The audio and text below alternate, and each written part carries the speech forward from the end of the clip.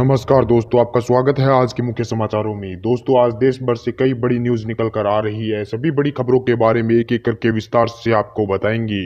उससे पहले दोस्तों, अगर आप भी देश में निष्पक्ष पत्रकारिता का समर्थन करते हैं तो इस वीडियो को लाइक कर दें। साथ ही हमारे चैनल को सब्सक्राइब करके बेल आइकन को जरूर दबा दें, जिससे देश में निष्पक्ष पत्रकारिता करने वाले पत्रकारों का मनोबल बढ़े तथा वे ज़्यादा से ज़्यादा निष्पक्ष पत्रकारिता कर सके और साथ ही आम गरीब जनता की आवाज़ उठा सके। दोस्तों, अब बात करते हैं आज की सभी बड़ी खबरों के बारे में एक एक करके विस्तार से।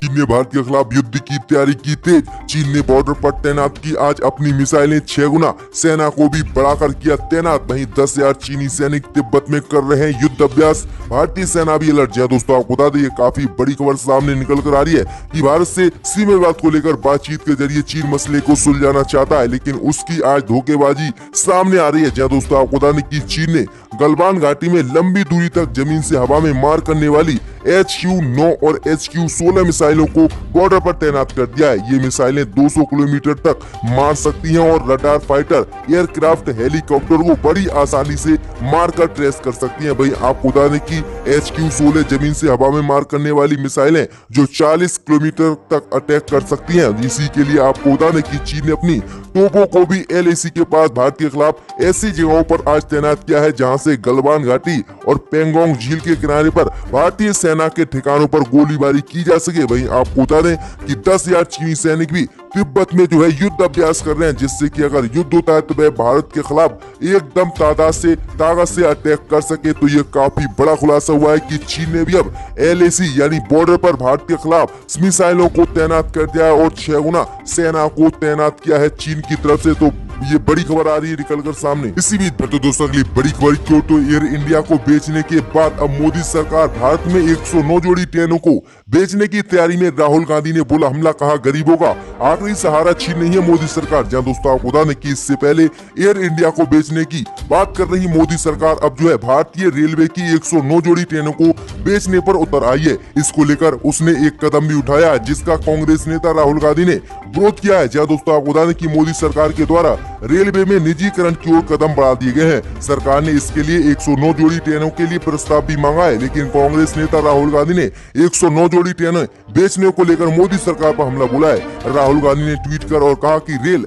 गरीबों की एकमात्र जीवन रेखा है और सरकार उनसे ये भी छीन नहीं है। जो छीनना है छीनिए, लेकिन याद रहे कि देश की जनता इसका करारा जवाब देगी। आपको बता दें कि इससे पहले केंद्र की मोदी सरकार ने एयर इंडिया बेचने का फैसला किया था, जिस पर भी राहुल गांधी ने कई सवाल उठाए थे। लेकिन अब मोदी सरकार 109 जोड़ी भारतीय ट्रेनों को जो है बेचेगी, जिसके बाद इनका किराया बढ़ेगा और इसी को लेकर जो है कांग्रेस नेता राहुल गांधी ने प्रधानमंत्री मोदी पर हमला बोला है। इसी बीच दोस्तों, अगली बड़ी खबर की ओर, तो केंद्र की मोदी सरकार ने सुप्रीम कोर्ट में कहा कि 2765 विदेशी तबलीगी जमातियों को किया गया ब्लैकलिस्ट। जी हाँ दोस्तों, आपको बता दें, काफी बड़ी खबर सामने निकल कर आ रही है कि सुप्रीम कोर्ट में आज विदेशी जमातियों को लेकर सुनवाई हुई, जिसमें केंद्र की मोदी सरकार ने सुप्रीम कोर्ट को बताया कि अभी कई जमाती लापता हैं, जिनकी तलाश जारी है। साथ ही केंद्र की मोदी सरकार ने सुप्रीम कोर्ट को बताया कि 2765 विदेशी जमातियों को ब्लैकलिस्ट कर दिया गया है। केंद्र की मोदी सरकार ने यह भी कहा है कि ये सभी विदेशी तबलीगी जमाती अवैध तरीके से जमात में शामिल हुए थे।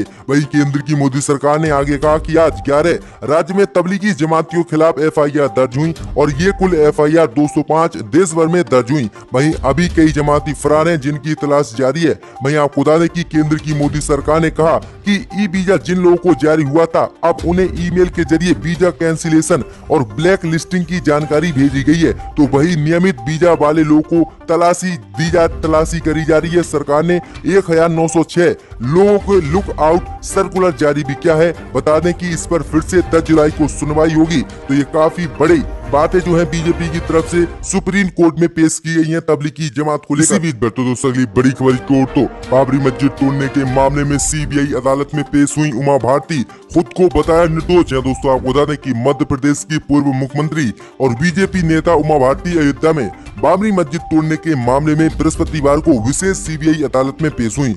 वह इस मामले में उनने अपना बयान दर्ज कराया और कहा कि 1992 में केंद्र की तत्कालीन कांग्रेस सरकार ने राजनीतिक बदले की भावना से उन पर बाबरी मस्जिद तोड़ने का आरोप मढ़ा था। वह बिल्कुल निर्दोष हैं।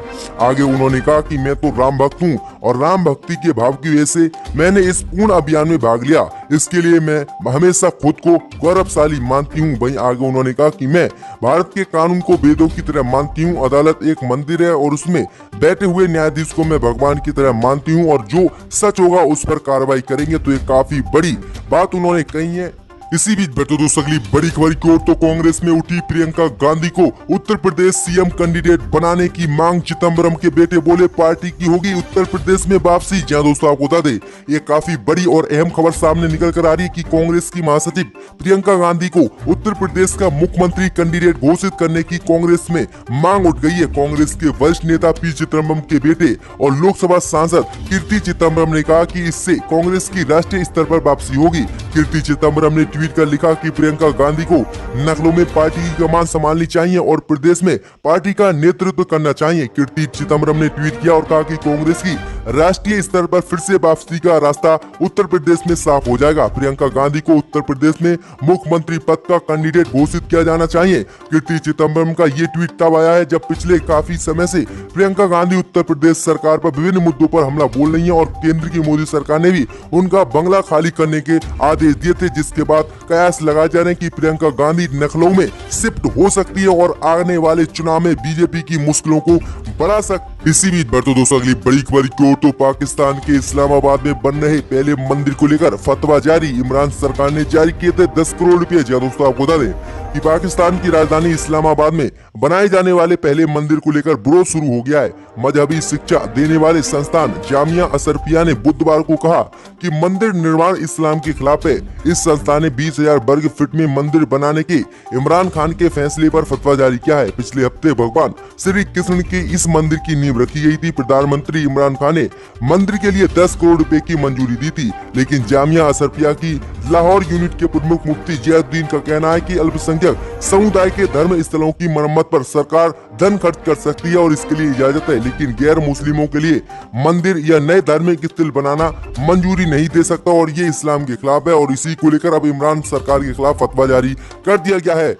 इसी बीच बढ़ते दोस्तों अगली बड़ी खबर की ओर तो बिहार में आरजेडी ने चुनाव आयोग से की मांग। बीजेपी की वर्चुअल रैली पर लगे रोक। जहां दोस्तों आपको बता दें काफी बड़ी खबर सामने निकल कर आ रही है कि आगामी बिहार विधानसभा चुनाव को लेकर बीजेपी, जेडीयू और लोजपा ने अपनी तैयारी शुरू कर दी है। अब इसी को लेकर आरजेडी ने बीजेपी पर गंभीर आरोप लगाए हैं और चुनाव आयोग से मांग की है कि बीजेपी की बिहार में वर्चुअल रैली पर चुनाव आयोग रोक लगाए। जहां दोस्तों आपको बता दें कि बीते पिछले एक महीने में बीजेपी ने बिहार में 39 वर्चुअल रैली का आयोजन किया और 243 और ऐसी ही रैलियां आने वाले समय में बीजेपी करेगी। अब इसी को लेकर आरजेडी ने आरोप लगाया है कि बीजेपी और जेडीयू जैसी पार्टी जिनके पास पैसा और संसाधन है उनको वर्चुअल रैलियों के जरिए बिहार विधानसभा चुनाव में फायदा पहुंच रहा है और इस पर रोक लगाई जानी चाहिए। वहीं आपको बता दें कि उन्होंने कहा है कि जिन पार्टियों के पास पैसा अपार है वह वर्चुअल रैली कर रही हैं, लेकिन अगर आपको बताएं कि चुनाव आयोग को अगर निष्पक्ष चुनाव कराना है तो बीजेपी की इन रैलियों पर तत्काल रोक लगाए, जिससे कि सभी पार्टियों को फायदा पहुंचे और ना कि सिर्फ एक पार्टी को। तो ये काफी बड़ी मांग की गई है चुनाव आयोग से आरजेडी ने और आरोप लगाया है कि बीजेपी के पास काफी पैसा है और इसलिए वह इस पैसे का इस्तेमाल वर्चुअल रैली में कर रही है। तो देखते हैं कि चुनाव आयोग इस पर क्या रिएक्शन देता है। इसी बीच बढ़ते दोस्तों अगली बड़ी